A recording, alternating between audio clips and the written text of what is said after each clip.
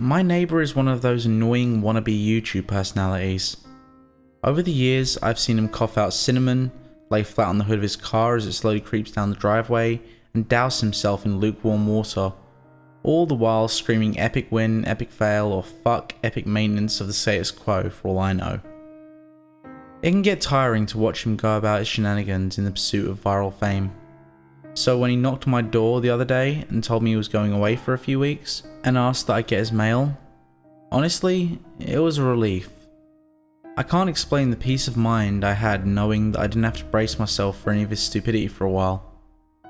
I was always afraid his stunts would wind up bleeding over into my life.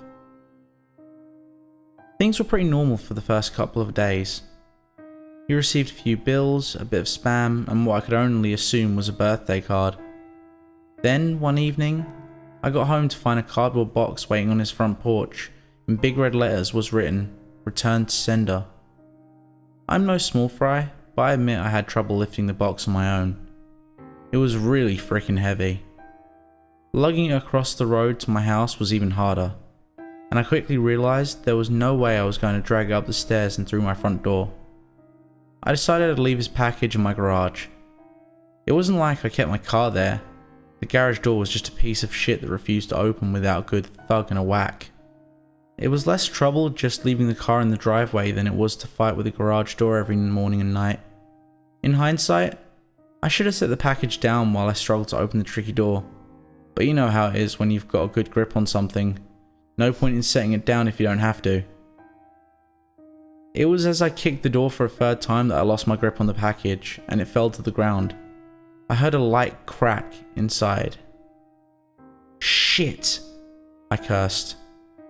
I hoped I hadn't broken anything important, but figured I would just tell my neighbour about it and let him assume the break happened en route. Hands free, I finally managed to get the garage door unstuck, and boy did it screech and protest as it rolled up and over me. I dragged the box the rest of the way, setting it in the corner for whenever my neighbour would come back and claim it, and then I forgot all about it. Until a few days passed, that is.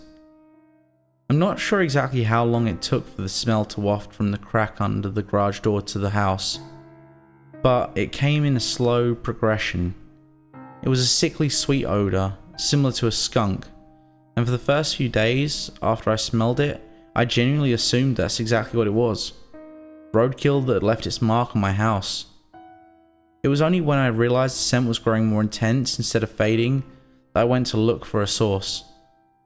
That's when I opened the garage door, and that was when the odour knocked me back holding my nose. The culprit wasn't hard to identify. The only change in my garage was the box in the corner. I remember thinking it must have been one of those meat of the month subscription boxes. The meat must have gone rancid from being left out of the fridge for so long.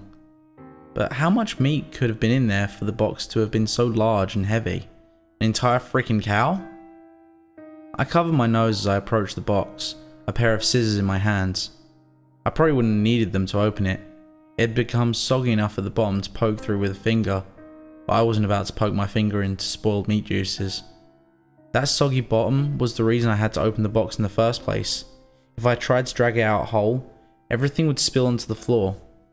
I was going to have to dump pieces of meat, one garbage bag at a time, and then take them down to the dumpster, a process I wasn't looking forward to. My scissors tore through the tape along the top of the cardboard box. I thought the smell couldn't get any worse, but as I flipped the flaps open, I discovered a whole new gamut of stink.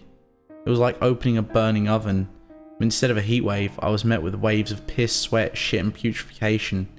It was so bad that I staggered back and I had to force down the puke begging to guzzle out of me. I don't think I could have handled the scent mingling with the horrors coming out of the box. I'm not ashamed to admit it, but I ran out of the door for a breath of fresh air. But in the short time I'd spent in the garage, the smell had become so ingrained in the fabric of my clothes that it clung to me like a shadow. Nothing I tried could keep the smell out of my nostrils. Not air fresheners, not a face mask, not 3 showers and a change of clothes. Every second that box lay open in my garage was another second the smell was allowed a foothold in my home. I had to bite the bullet. I returned to the garage, the flaps of the box still open as though inviting me to look. I was prepared.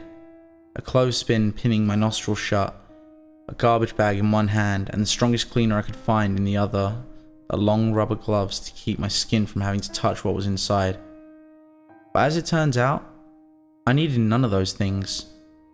I wouldn't have to touch or clean the contents of the box. I would only have to suffer nightmares every night. You see, there was meat in that box, but it didn't come from a cow or a pig. No, it was worse than that. It was my neighbour, dead. Still in one piece, but dead. I called the cops and naturally they took me in for interrogation. It's kinda hard not to suspect the man with the corpse in his garage after all. Thankfully they soon realised I wasn't involved. My DNA might have been all over that box, the smell might have left a mark throughout my house, but there was one piece of irrefutable evidence in my neighbour's own hands that proved my innocence. A vlogging camera. They showed me the footage only once. I'm not sure if they were allowed to, or if they felt so bad for me they figured it couldn't hurt. Either way, I saw it. My neighbour was sitting in the box outside of a shipping facility, laughing as he told the world how he was going to mail himself across state lines. He'd brought pee bottles, food, a pillow, and a few flashlights. His friend, a guy I'd seen at his place several times to help with his stunts, closed the lid and presumably dropped him off for shipment. Throughout the next couple of hours or days, I'm honestly not sure, my neighbour recorded a few short clips about his progress. I think I'm in a truck now, I can feel it moving. Must be in a warehouse, pretty warm here. Still got plenty of food, that kind of stuff. And then on the last entry, the box toppled over. He broke his neck, and that was it. The camera recorded until either the memory card got too full or the battery died. There's one thing I didn't tell the police after they showed me the video. One thing I'd heard in the footage that would haunt me to the day I die.